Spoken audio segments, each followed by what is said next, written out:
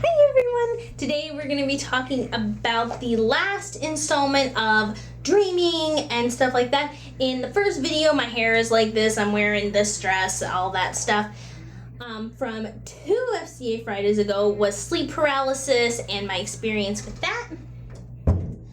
Then after that, it was lucid dreaming, how I know I'm dreaming, and if I can control it and what I can control. This one's just going to be about sharing some dreams with you. I have some messed up dreams. I've never had any dreams where I've been naked in front of other people. I have a lot of scary dreams. One of the most terrifying dreams I ever had, I remembered, I don't even need to look in this to know what it was. I was hanging out with my friends Wyatt and Shane and their boyfriends, and I was in some sort of a Jeep-like car, and it was horrendous because for some reason we were all smoking like the green stuff in their car, and I'd never done it before, and so in my dream I did this, and then my teeth became huge, and I think that part of it was because I had just gotten my braces off, and I loved having braces, and I think I have giant horse and like rat teeth. I think my teeth are massive and big, but my teeth were huge, and they were breaking. Like pieces of my tooth and chunks of my teeth were just cracking and breaking in my hand. And I was like, oh my god, I gotta get to a dentist. And then my friends like turned to me, and their teeth were all broken and shattered too, and they were like, it's from the weed, your teeth don't come back.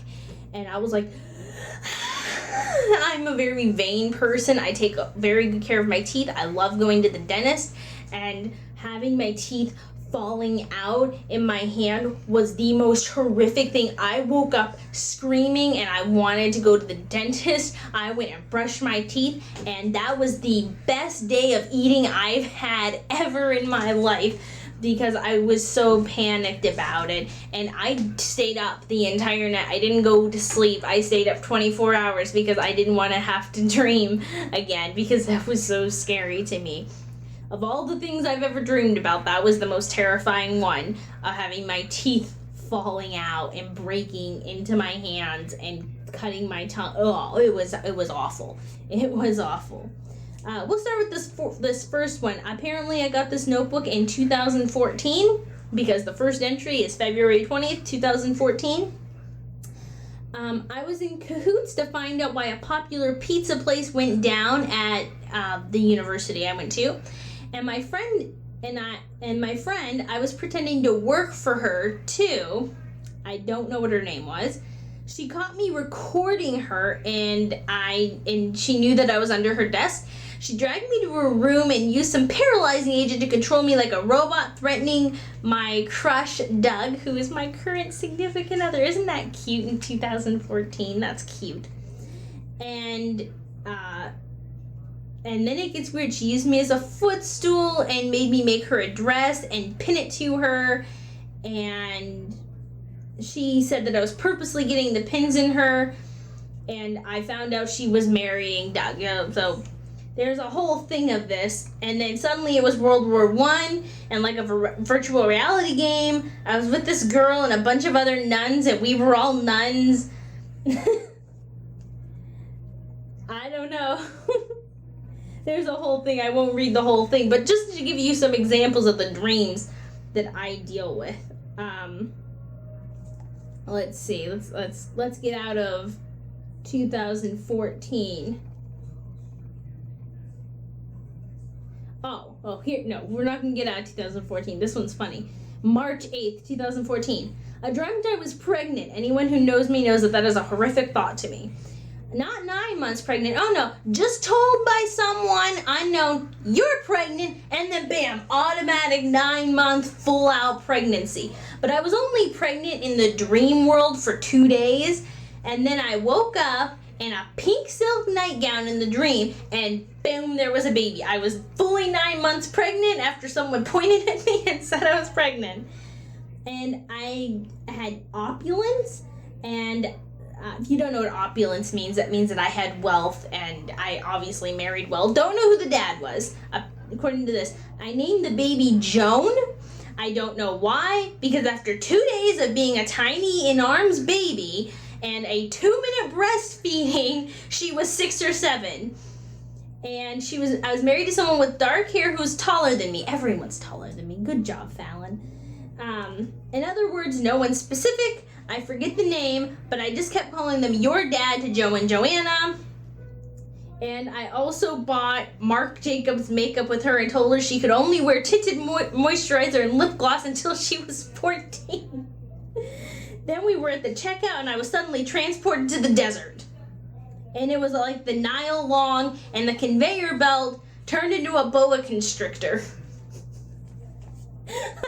No. Here's an example of the terrifying dreams I also have. I dreamt that I was in a Japan-style version of Headstrom, which is a plastics factory here in Ohio that I used to work at. And everyone made Bosu, which is a half yoga stability ball. And if you didn't go fast enough or disturbed a supervisor, they just cut off your head with a samurai sword. And a baby died and people were bleeding, and I accidentally bumped into a superior, and I apologized profusely to avoid decapitation by claiming in America the off stuff that I did was a way to mourn the newly deceased babies. These are the things my brain decided to come up with. You can see why lucid dreaming comes in handy, so I can be able to stop doing these things. June 29th, 2014. I don't know why I tried to go through 2014. Apparently, it's a lot at the beginning of this.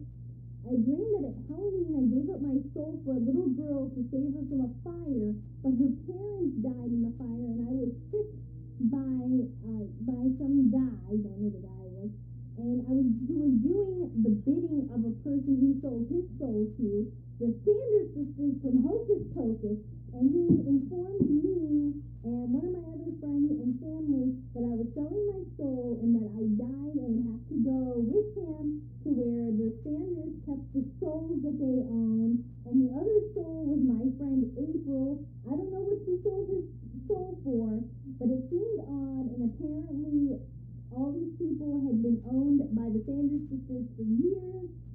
And I said loving goodbyes to all of my friends and family who were there. And on the way to this bungalow where the souls were kept, I saw the little girl who suddenly could see me because I guess I became a ghost, but because I gave her my soul.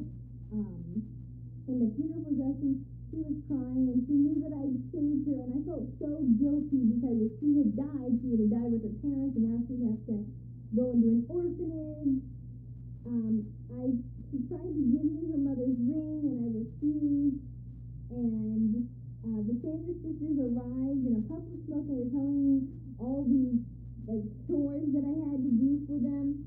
And you feel a horrendous pain in your chest and head if you refuse any of the orders.